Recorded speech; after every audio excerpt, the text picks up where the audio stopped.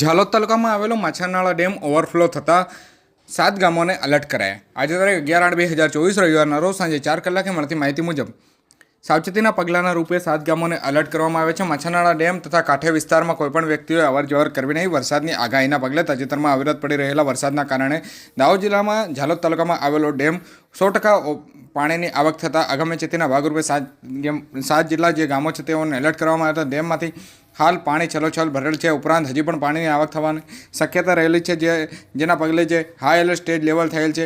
આ શક્યતાઓને ધ્યાનમાં લઈ જિલ્લા કલેક્ટર ડૉક્ટર યોગેશ નિરગુડે અને ડિઝાસ્ટર શાખા મામલતદાર ડેમના નીચવાસના ઝાલોદ તાલુકાના ભાનપુર, જીતોડિયા, ધાવડિયા, મહુડી, માંડલીકુઠા, મુનખોસલા અને થેરકા એમ કુલ મળી 7 ગામોને સાવચેતીના પગલે લેવા સંબંધિત સ્થાનિકોને ગ્રામ પંચાયત તેમજ તલાટીકામ મંત્રી, મામલતદાર, પ્રાંત અધિકારી તેમજ તાલુકા વિકાસ અધિકારીને સૂચના આપવામાં આવી છે અને મામલતદાર ડિઝાસ્ટર દ્વારા જે આ બાબતની જાણ કરવામાં આવી છે।